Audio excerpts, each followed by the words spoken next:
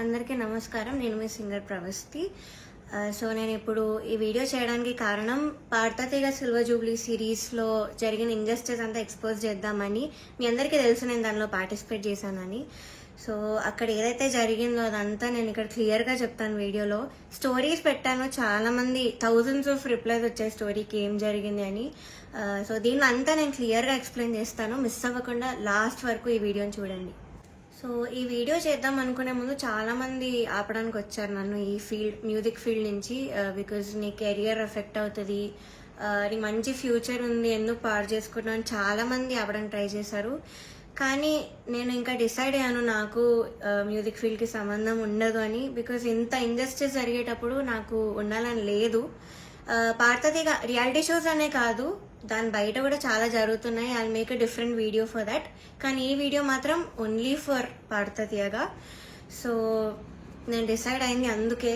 చాలా ఇంజస్టిస్ జరుగుతుంది అండ్ ఎవరు కూడా nobody should suffer all that. అందుకే నేను ఈ వీడియో చేస్తున్నాను. ఆల్సో చాలా మంది అడిగారు అసలు ఈ సీజన్కి ఎందుకు వెళ్ళావు, అసలు మళ్ళీ ఎందుకు వెళ్ళావు పార్థతీగకి, సూపర్ సింగర్లో విన్నర్ అయ్యావు కదా అని చాలా మంది పెట్టారు. ద రీజన్ ఇస్ యాక్చువల్లీ నేను 2017లో ఎస్పీబీ సార్ ఉన్నప్పుడు పాడాను. చాలా చాలా బాగా జరిగింది ఆ సీజన్. అసలు ఎలాంటి ట్రామాటిక్ ఎక్స్పీరియన్స్ అవ్వలేదు, చాలా హ్యాపీగా సాగిపోయిన సీజన్ అంతా కూడా. అప్పుడు డైరెక్టర్ శాస్త్రి అంకుల్ ఉండేవాళ్ళు అండ్ ప్రొడక్షన్ హౌస్ కూడా డిఫరెంట్ ఉండేది అప్పట్లో, ఇప్పుడున్న ప్రొడక్షన్ కాదు. సో అది చాలా పీస్ఫుల్గా చాలా బాగా జరిగింది ఫైనల్స్ వరకు కూడా. అండ్ నాకైతే చాలా ఐవ్ లెర్న్ సో మచ్ ఆ సీజన్లో, చాలా బాగుండింది. సో అదే ఎక్స్పెక్టేషన్తో ఈ సీజన్కి వచ్చాను. ఆల్సో ఎక్స్పోజర్ వస్తుంది కదా అని. సూపర్ సింగర్ విన్నాక నాకు అంత ఆపర్చునిటీస్ ఏం రాలేదు. సో దీనిలో చేస్తే వస్తుంది కదా, ఎక్స్పోజర్ ఉంటుంది కదా అని ఒక థాట్తో వచ్చాను. అండ్ దానిలో తప్పేం లేదు కదా. సో ఆ ఒక్క థాట్తోనే నేను ఈ సీజన్కి వచ్చాను. కానీ అంతా ఆపోజిట్ జరిగింది. సో మొన్న థర్డ్ షెడ్యూల్ షూట్ అయింది. టాప్ 12లో నన్ను ఎలిమినేట్ చేశారు. యాక్చువల్లీ ఫస్ట్ షెడ్యూల్ నుంచి కూడా చాలా జరిగాయి. అప్పుడే నేను క్విట్ అవుదాం అనుకున్నాను, బట్ కాంట్రాక్ట్ సైన్ చేశాను. So I had no option.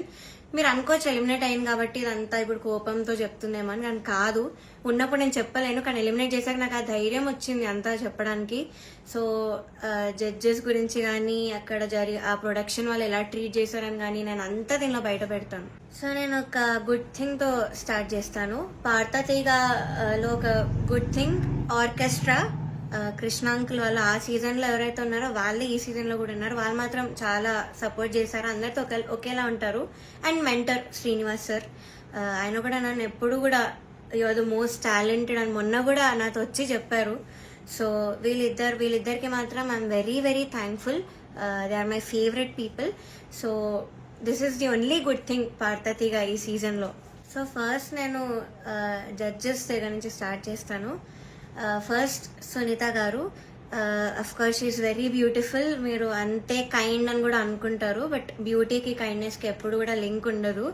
So okay, మీరు అబ్జర్వ్ చేయండి ఫస్ట్ ఎపిసోడ్ నుంచి కూడా ప్రతిసారి నేను స్టేజ్ మీదకి వచ్చిన ప్రతిసారి వాడు ఒక ఫేస్ ఇస్తారు. అది ఎవరికి పెట్టరు ఆ ఫేస్, బట్ ఓన్లీ నాకు ఆ డిస్గస్టెడ్ లుక్ పెడతారు ఫేస్ మీద. ఇది యాక్చువల్లీ చాలా మంది వెల్ విషర్స్, నా ఫ్యాన్ పేజెస్ అందరూ కూడా నన్ను అడిగారు. కాబట్టి నేను స్క్రీన్ షాట్స్ పెడతాను. ఇది ఎందుకు ఇలా did something happen behind the screen, ఏమైనా అయ్యిందా మీ ఇద్దరికి, లేకపోతే ఏమైనా గొడవ అయిందా అని ఇలా చాలా మంది అడిగారు. ఎందుకు ఆవిడ అలా ఫేస్ పెడుతున్నారు మీరు రాగానే అని. సో కానీ నేను చాలా డిఫెండ్ చేయడానికి ట్రై చేశాను. బికాజ్ నాకు అప్పుడు తెలీదు, నేను ఏదో అలా ఆలోచిస్తున్నాను, వీళ్ళందరూ అలా ఆలోచిస్తున్నారేమో అనుకున్నాను. నాకు తెలియదు అప్పట్లో, ఐ డెంట్ రియలైజ్. సో నేను డిఫెండ్ చేశాను కూడా. సో నాకు ఎప్పుడు క్లారిటీ వచ్చిందంటే అంతరామమయం పాడే ముందు సౌండ్ చెక్ అయ్యేటప్పుడు ఇన్ ఇయర్స్ పెట్టుకున్నాను. అండ్ ఆవిడ దగ్గర ఒక మైక్ ఉంది, అది ఆన్ ఉంది. అది పాపం వాడికి తెలీదు, మైక్ ఆన్ ఉంది, నేను ఇన్ ఇయర్స్ పెట్టుకున్నాను. సో కీరవాణి గారితో ఇలా చెప్తున్నారు అనమాట, ఈ అమ్మాయికి అసలు హై రేంజ్ వాయిసే కాదు, హై పిచ్ రాదు, కానీ మేనేజ్ చేసేస్తారు, మీరు చూడండి, ఈ సాంగ్లో తెలుస్తుంది చూడండి మీకు, అది ఇదని చాలా ఎక్కిస్తున్నారు సార్కి. And it hurt me so bad stage మీద నించున్నప్పుడు. అప్పటికే నా సెల్ఫ్ ఎస్టీమ్ ఇలా ఆల్మోస్ట్ కిందకి దిగిపోయింది. చాలా ఏడుపు వచ్చేసింది ఆ టైంకి.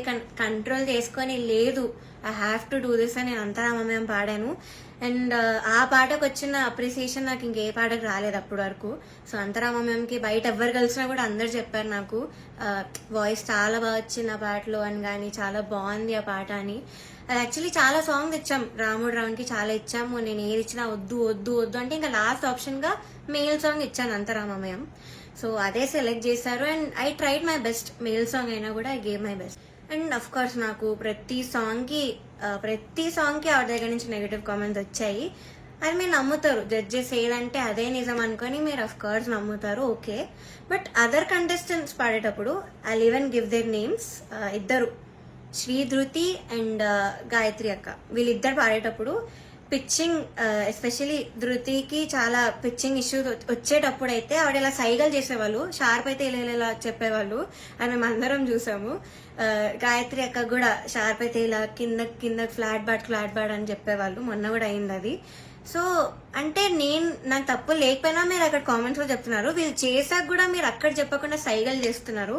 సో అక్కడ నాకు నా మీద ఎందుకో గ్రడ్జ్ పెట్టుకున్నారని కూడా అర్థమైంది. Chandrabose garu, we all know he's a lyricist. So ఆయన రెస్పాన్సిబిలిటీ, లిరిక్స్ తప్పులుంటే ఆయన చెప్పాలి. సో నన్ను ఫస్ట్ 2 ఎపిసోడ్స్ బాగా మెచ్చుకున్నారు. ఇలా ప్రతి నోట్ కానీ భావం కానీ అసలు వదలకుండా పాడుతామని కూడా చెప్పారు నాకు. అయితే రాముడు రౌండ్ లో వీళ్ళందరు ట్రూ కలర్స్ అన్ని బయటపడ్డాయి. ఫస్ట్ సునీత గారిది నేను చెప్పినట్టు మైక్ లో మాట్లాడేశారు, ఇండియన్స్ ఉన్నాయని నాకు తెలియక. అండ్ చంద్రబోస్ గారు పాపం లిరిక్స్ లో నాకు ఒక్క మిస్టేక్ కూడా నేను ఛాన్స్ ఇవ్వలేదు ఆయనకు చెప్పడానికి. సో దానిలో చెప్పలేక ఆదృత లేదు అని ఒక కామెంట్ ఇచ్చారు. అది ఇంకేం చేయాలి, మేల్ సాంగ్ సేమ్ ఇంపాక్ట్ ఒక ఫీమేల్ వాయిస్ నుంచి మీరు ఎక్స్పెక్ట్ చేయలేరు. సో అంతరామమయం is a male song. So ఇంకా లిరిక్స్ లో చెప్పలేక ఎందుకు ఇంకా క్రియేట్ చేసుకొని చెప్పడం నాకు అర్థం కాలేదు. అదే రౌండ్ లో ఒక అమ్మాయి లిరిక్స్ మర్చిపోయింది రాముడి పాటలో, అది మాత్రం ఆయన మెన్షన్ చేయలేదు. బీయింగ్ ఎ లిరిసిస్ట్ ఆయన రెస్పాన్సిబిలిటీ ఉండి కూడా ఆయన చెప్పలేదు. ఆ రౌండ్ లో లిరిక్స్ మర్చిపోయింది, చెప్పలేదు. ఇంకా మమ్మల్ని ఏడ్పించేసావు అది ఇది అని చెప్పింది. చాలా మంది చేతుల్లో రాసుకొని వచ్చారు, అది కూడా ఆయన చెప్పలేదు, అది కూడా కౌంట్ చేయలేదు. కానీ నాకు మాత్రం లేని నెగిటివ్ పాయింట్స్ అన్ని, ఆయనకు అవసరం లేని నెగిటివ్ పాయింట్స్ అన్ని కూడా చెప్పారు. లిరిక్స్ లో మాత్రం నేను ఇప్పటివరకు ఆయనకు ఒక్క ఛాన్స్ కూడా ఇవ్వలేదు సాంగ్స్ లో. I never made a mistake lyrics point of view అయితే అస్సలు చేయలేదు. మీరే చూడండి, మీకే అర్థమవుతుంది. సో ఇది కూడా మీకు న్యాయం అనిపిస్తుందా? కీరవాణి సార్ గురించి మాట్లాడదాం. అఫ్ కోర్స్ నాకు చాలా హేట్ వస్తుంది దీనికి మాత్రం, and I'm ready for it because I don't care. Personally నాకైతే నెగటివ్ కామెంట్స్ రాలేదు ఆయన దగ్గర నుంచి. బట్ సెట్ లో ఎలా మాట్లాడతారు, అసలు ఏం చెప్తారు అనేది నేను ఇక్కడ చెప్తాను. పాయింట్ నెంబర్ 1, మెలడీస్ పాడిన వాళ్ళకి మాత్రం వాళ్ళు ఎలా పాడినా కూడా నేను ఆటోమేటిక్ గా మంచి స్కోర్ తీస్తాను అని ఆయన నోట్తో ఆయనే చెప్పారు. So he's very bias towards melody songs and his compositions. ఎలా పాడినా కూడా మార్క్స్ వేసేస్తారు. అయినే కాదు, అక్కడ ఉన్న సునీత గారు, చంద్రబోస్ సార్ కూడా, వీళ్ళందరూ కూడా అంతే.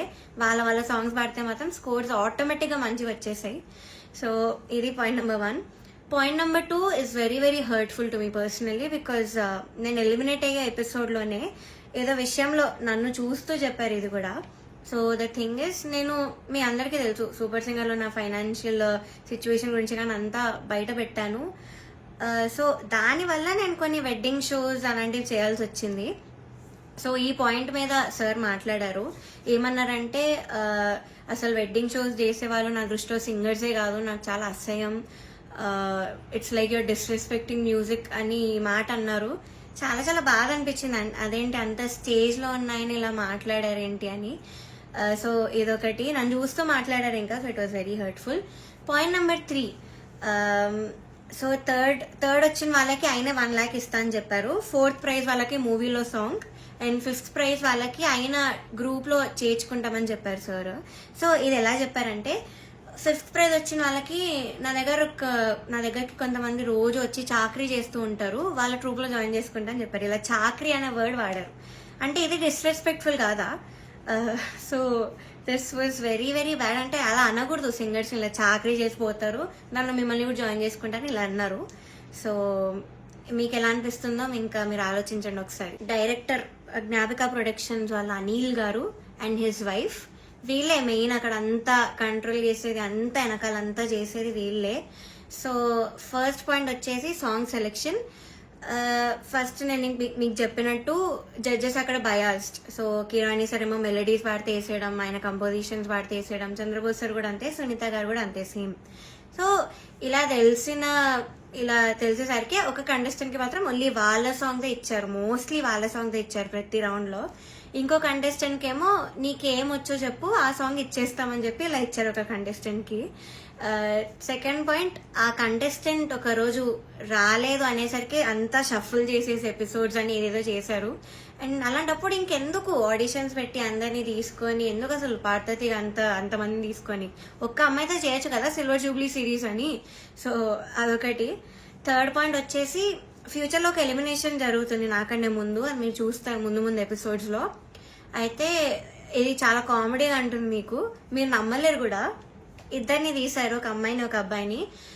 అయితే కరెక్ట్ షూట్ ఇంకో 2 daysలో ఉందనగా వాళ్ళకి సాంగ్స్ మార్చేశారు, ఆ ఇద్దరికే సాంగ్స్ మార్చారు with a very funny reason. Keeravani సార్కి రాగం నచ్చదు అని, శివరంజని అనే రాగం నచ్చదు అని వీళ్ళిద్దరిని తీస్తారు. కామెడీ ఏంటంటే అదే రాగంతో ముందు స్కెడ్యూల్లో ఒక అబ్బాయి పాడాడు, అబ్బాయికి బాగానే మార్క్స్ వచ్చాయి. అదే స్కెడ్యూల్లో ఇంకొక అబ్బాయి కూడా పాడాడు, అబ్బాయి కూడా బాగానే మెచ్చుకున్నారు, మంచి కామెంట్స్ వచ్చి అన్నీ వచ్చాయి. బట్ వీళ్ళిద్దరికి మాత్రమే సాంగ్స్ మార్చేశారు. అయినా కూడా దీస్ టూ పాపం ఆ టైంకి నేర్చుకొని I think they did very well మార్చినా కూడా. కానీ వాళ్ళనే ఎలిమినేట్ చేశారు యాజ్ ఎక్స్పెక్టెడ్. నేను అప్పుడు అనుకున్నా యాక్చువల్లీ సాంగ్స్ ఇలా మార్చేసి అంత ఏదేదో చేస్తున్నారో, నేను అప్పుడు అనుకున్నా వీళ్ళిద్దరిని తీసే ఛాన్స్ ఉంది అని. అండ్ ద థింగ్ ఇస్, కిరాణి సార్కి రాగం నచ్చకపోతే మరి ఎందుకు చేశారో తెలీదు. అంతర్యామి అనే పాట అదే రాగంలో చేశారు. బట్ ఏమో ఆ ఫన్నీ రీజన్స్ అయితే వీళ్ళిద్దరు సాంగ్స్ అయితే తీసేశారు కరెక్ట్ ఎలిమినేట్ చేసే ముందు. అండ్ నౌ నేను ఎందుకు అంత మెంటలీ ఎఫెక్ట్ అయ్యాను అని ఇప్పుడు చెప్తాను. ఫస్ట్ థింగ్, నేను చెప్పినట్లు డిస్క్రిమినేషన్ అది, ఇంకా జడ్జెస్ ఈ యొక్క డిస్గస్టెడ్ లుక్తో నన్ను చూడడం, ఎప్పుడు ఒక చీడ పురుగుని చూసినట్టు చూడడం, they treated me like I'm worthless. So అలా ట్రీట్ చేశారు, జోక్స్ వేశారు వాళ్ళు కూడా నా బాడీ మీద. ఇవన్నీ నాకు ఆడియన్స్ ద్వారా తెలిసింది, వాళ్ళకి వినిపిస్తుంది కాబట్టి వాళ్ళు పక్కనే ఉంటారు. సో నేనైతే అస్సలు ఎక్స్పెక్ట్ చేయలేదు, ఇలాంటి జడ్జెస్ దగ్గర నుంచి అయితే అస్సలు ఎక్స్పెక్ట్ చేయలేదు. అంటే నేను ఇన్ని షోస్ చేశాను, తమిళ్లో పాడాను, అన్నిట్లో పాడాను, ఎప్పుడు కూడా ఇలాంటి ఎక్స్పీరియన్స్ ఒక జడ్జెస్ నుంచి అయితే నాకు ఎప్పుడూ లేదు. శ్వేతామోహన్ గారు ఇప్పటికి కూడా మాట్లాడతారు, నన్ను ఏంజల్ అంటారు, the sweetest, the most talented అంటారు. అలాంటిది ఇక్కడ వీళ్ళే నన్ను ఇలా ట్రీట్ చేస్తున్నారు, ఇలాంటి మాటలు అంటున్నారని చాలా చాలా బాధ అనిపించింది. అండ్ సెకండ్ థింగ్, ప్రొడక్షన్ వాళ్ళు ఎస్పెషల్లీ అవుట్ఫిట్స్ విషయంలో మమ్మల్ని బొడ్డు కిందకి కట్టుకో, సారీస్ ఇచ్చి కిందకి కట్టుకో, ఇలా ఎక్స్పోజింగ్ చేయన్న వేలో చెప్పారు. చాలాసార్లు తిప్పేవాళ్ళు నన్ను ఎస్పెషల్లీ కరెక్ట్ పాడే ముందు. అంటే ఎగ్జాస్ట్ అయిపోయేదాన్ని ఆ టైంకి, అయినా కూడా ఐ గేవ్ మై బెస్ట్, అది వేరే విషయం. అండ్ ఇలా బాడీ షేమింగ్, ఆ కాస్ట్యూమ్ డిజైన్ అయితే నా ఫేస్ మీద అన్నాడు, ఇలాంటి బాడీకి నేను ఇంకేం ఇవ్వగలను అన్న మాట అన్నాడు. ఏమో ఐ వాజ్ వెరీ వెరీ చాలా చాలా ఎఫెక్ట్ అయినాను మెంటలీ ఈ విషయంతో మాత్రం. సెల్ఫ్ ఎస్టీమ్ కానీ కాన్ఫిడెన్స్ కానీ అంతా లేకుండా పోయింది వీళ్ళు అనే మాటల వల్ల. అండ్ మీరు ఒకటి గమనించుంటే ఎస్పీవి సార్ ఉన్నప్పుడు మాత్రం ఇలాంటి కుళ్ళు జోకులు, కామెడీలు, డాన్సులు చేయడం మాత్రం ఎప్పుడూ కూడా లేదు. మీరు ఒక్కసారి అన్ని సీజన్స్ రివైండ్ చేసుకొని చూడండి, నా సీజనే చూడండి 2017లో. కానీ ఎప్పుడైతే జ్ఞాపిక ప్రొడక్షన్ అనేది వచ్చిందో అప్పటి నుంచి ఇవన్నీ స్టార్ట్ అయ్యాయి. So they the main reason ఈ పార్థతిగా ఇలా అయిపోవడానికి కారణం వాళ్ళే. మమ్మల్ని ఇలా డాన్స్లు వేయమని, అదేవో కుళ్ళు జోకులు చెప్పమని. మీరు ముందు చూస్తారు, ఇప్పుడు ఎర్రని కొరదని గోపాల్లో నేను చాలా డాన్స్ చేశాను, నెక్స్ట్ వచ్చే ఎపిసోడ్లో కూడా డాన్స్ చేశాను, because I was forced to dance. So చేశాను. నేను ఇప్పటివరకు అయితే అంత డాన్స్ ఎప్పుడూ చేయలేదు ఏ రియాలిటీ షోలో, కానీ చేశాను, మీరే చూస్తారు. అండ్ మాకు ట్రాన్స్పోర్ట్లో ఒక కంటెంట్ మేనేజర్ మాత్రమే వచ్చేవాళ్ళు కార్లో, బికాజ్ మా ఇంటి పక్కన ఆయన కూడా ఉంటారు. సో సేమ్ వెహికల్ అయ్యేది. అండ్ ఆయన ఏం చెప్పేవాళ్ళంటే పర్ఫార్మెన్స్ చాలా ఇంపార్టెంట్, మీరు డల్ అప్పట్లో కాదు, మీరు అలా నించొని పాడితే ఎవరు చూడరు, అది ఇది అని ఆయన అన్నారు. And one more thing is, Janaki అమ్మ రౌండ్ జరిగింది. మీ అందరికీ తెలుసు నాకు జానకి అమ్మకున్న బాండింగ్, నా పోస్ట్ కూడా ఉంటుంది అక్కడ ఇన్స్టాగ్రామ్లో. సో అన్ని ఫొటోస్ ఉన్నాయి నా దగ్గర, ఆమెతో అంత ఎక్స్పీరియన్స్ ఉంది అమ్మమ్మతో, చాలా స్వీట్ మెమరీస్ ఉన్నాయి. అవన్నీ నేను చెప్దాం అనుకున్నా కూడా నేను చెప్పనివ్వలేదు స్టేజ్ మీద. అండ్ నా ఫొటోస్, అంకుల్ ఇలా ఫొటోస్ వేస్తారా, సో నేను ఎక్స్పీరియన్స్ అంతా చెప్తాను, నాకు అమ్మమ్మ గురించి నేను మంచిగా చెప్దాం అనుకుంటున్నాను అంటే కూడా నన్ను ఒప్పుకోలేదు. వేరే కంటెస్టెంట్స్ అందరూ ఫీల్ అవుతారమ్మా అది ఇదని చెప్పి నన్ను ఆపేశారు. బట్ కే రాఘవేంద్రరావు గారి ఎపిసోడ్ అయింది మొన్న స్కెడ్యూల్లో. అండ్ ధృతి is very very close to him, అక్కడ ఉన్న వాళ్ళందరితో క్లోజ్, జడ్జెస్తో కూడా ఆఫ్ కోర్స్. సో అయిన ఫొటోస్, తన ఫొటోస్ మాత్రం వేశారు అండ్ తనతో చెప్పించారు. నేను చేస్తే మాత్రం వద్దని, తను చేస్తే మాత్రం మంచిగా చూపించారు, అంతా హైప్ చేశారు. ఇది మీకు న్యాయం అనిపిస్తుందా మీరే చెప్పండి. నౌ థర్డ్ ఫైనల్ స్కెడ్యూల్, అంటే నేను ఎలిమినేట్ అయిన స్కెడ్యూల్. అయితే 4 రౌండ్స్ ఇచ్చారు, 6-6-6గా డివైడ్ చేశారు. కామెడీ ఏంటంటే కొంతమంది క్లాసికల్ రౌండ్, కొంతమంది కాలేజ్ రౌండ్ అంట, ఒక చెత్త రౌండ్ ఒకటి పెట్టారు. దానిలో చెత్త పాసిబుల్ సాంగ్స్ అన్ని ఇచ్చారు, అంటే సింపుల్గా పాడి పడేసేవి. దానికి క్లాసికల్ రౌండ్కి మార్క్స్కి కంపేర్ చేశారు. ఇది ఒక కామెడీ విషయం ఈ స్కెడ్యూల్లో. మీ అందరికి తెలియాలి కాబట్టి చెప్తున్నాను అంత క్లియర్గా.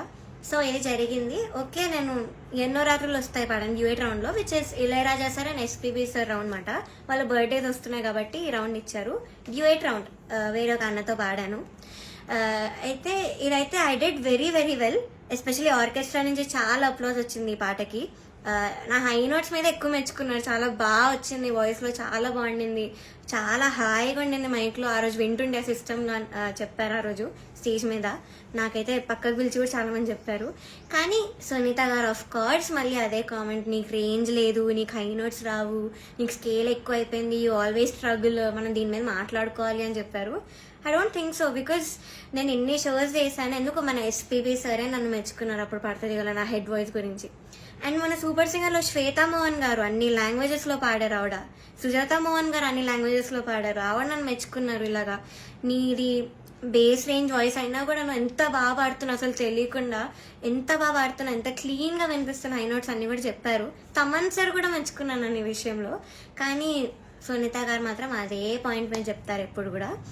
సో ఇలా జరిగింది. అండ్ సారేగామే లాస్ట్ నేను ఎలిమినేట్ అయిన రౌండ్ పాడింది సారేగామే.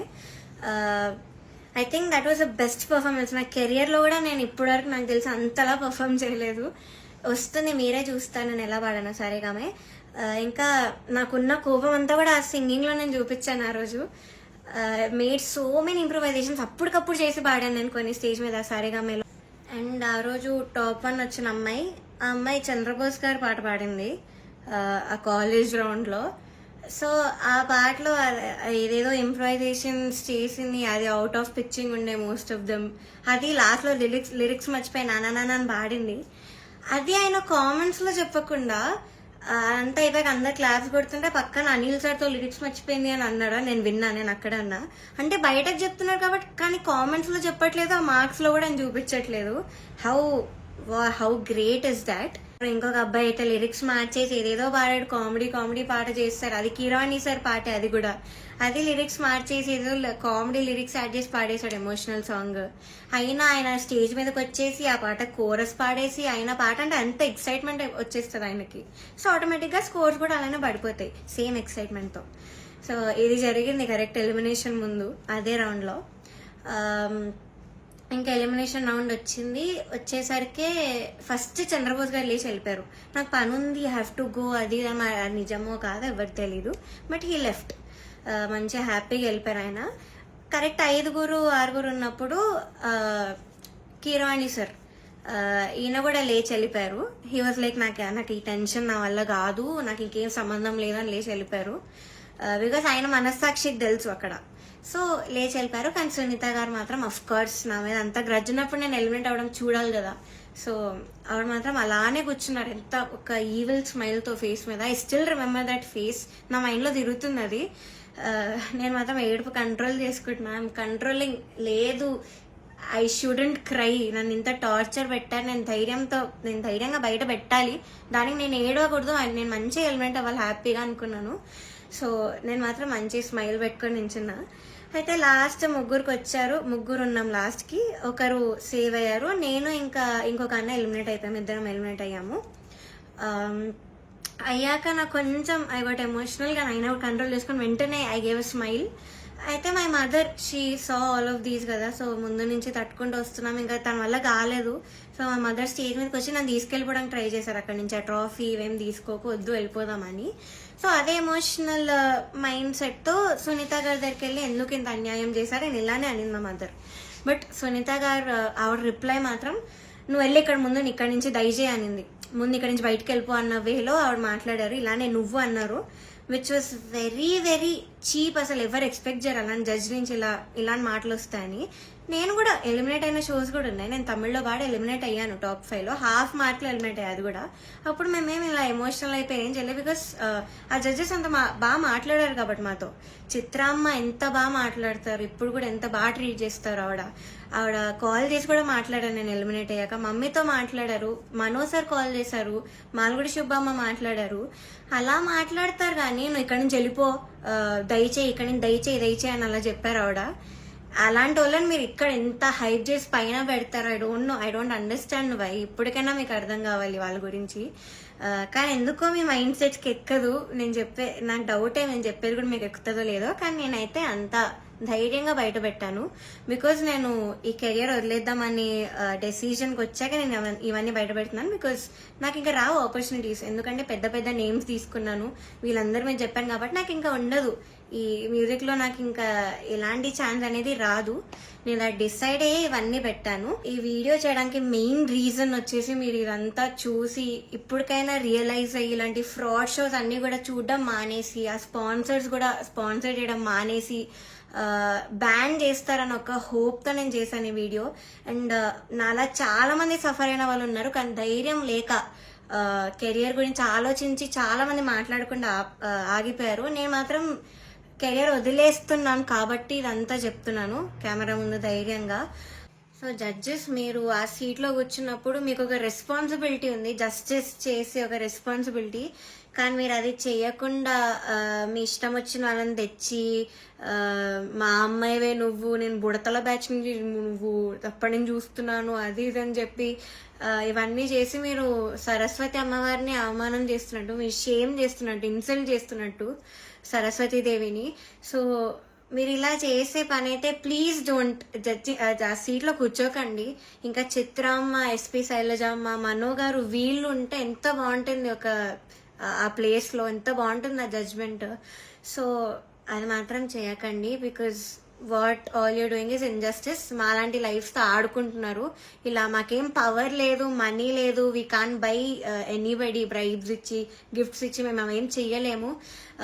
నాకు అందుకే ఆపర్చునిటీస్ కూడా రాలేదు. వచ్చినవి కూడా ఇలాంటి కొన్ని క్యారెక్టర్స్ మధ్యలో వచ్చి లాగేసుకున్నారు అన్ని ఆపర్చునిటీస్. సో దయచేసి ఇలా ఒక లైఫ్తో ఆడుకోకండి. మీకు అంత ఇన్జస్టిస్ చేయాలంటే అలా కూర్చోకండి, అసలు జడ్జెస్ సీట్లోనే కూర్చోకండి. వాళ్ళు వేరే వాళ్ళని పెట్టుకుంటారు, ఇలా చిత్రమ్మ ఇలాంటి వాళ్ళని ఏదో ఒకటి చేసి పెట్టుకుంటారు. That is the right thing to do. So ఇప్పుడు నేను పెద్ద పెద్ద పేర్లను పాయింట్అవుట్ చేశాను, అంతా ఎక్స్పోజ్ చేశాను, ప్రొడక్షన్ని ఎక్స్పోజ్ చేశాను. So I know I'm in danger. ఆడియన్స్కి ఏం తెలియాలంటే, నాకు ఏమైనా అయినా, మా ఫ్యామిలీకి ఏమైనా అయినా, లేకపోతే మేము ఏమైనా చేసుకున్నా, సునీత గారు, చంద్రబోస్ గారు, కీరవాణి గారు, Gnapika productions, Anil sir is responsible for all of this.